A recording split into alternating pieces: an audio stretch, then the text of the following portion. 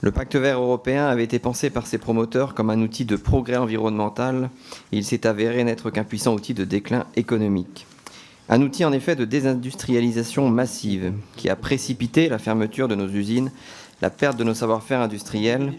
au moment même où, conscient que l'industrie est un facteur déterminant d'autonomie stratégique, les grandes puissances, au premier rang desquelles la Chine et les États-Unis, se lancent dans d'ambitieuses politiques industrielles. A contrario, armée de ses bonnes intentions et de son inénarrable machine à réglementer, l'Union européenne a fait le choix de la décroissance et du déclin, le choix de l'enlisement dans une inflation normative étouffante. Étouffante au point que l'Union doit désormais porter elle-même un omnibus législatif pour se libérer des normes qu'elle s'est elle-même infligées. Étouffante au point que Friedrich Merz, nouveau chancelier allemand, a déclaré qu'il ne suffirait pas de reporter l'application de la directive CS3D, une des innombrables mesures du pacte, mais qu'il faudrait tout simplement procéder à sa suppression pure et simple. À la frénésie réglementaire du pacte vert s'ajoute également, vous l'avez rappelé, un fardeau budgétaire exorbitant. Celui d'un plan européen de 1 000 milliards d'euros sur 10 ans, auquel on peut ajouter la facilité pour la reprise et la résilience, principal pilier du plan de relance Next Gen EU, qui mobilise 723 milliards d'euros et pour laquelle les États sont contraints de consacrer 37% des fonds à la poursuite d'objectifs climatiques qui recoupent ceux du pacte.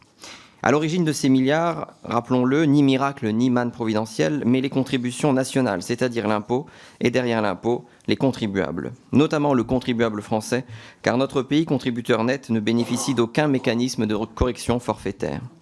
Mais à la contribution au budget européen de notre nation s'ajoutent les dépenses induites par les objectifs auxquels la France a consenti à travers le pacte vert et qui, selon le rapport Pisani-Ferry, exigent de notre pays qu'il engage, vous l'avez rappelé, monsieur le rapporteur, environ 200 milliards d'euros annuels, soit 6 fois les dépenses environnementales consenties en 2023. Une trajectoire proprement insoutenable, irréaliste et irresponsable.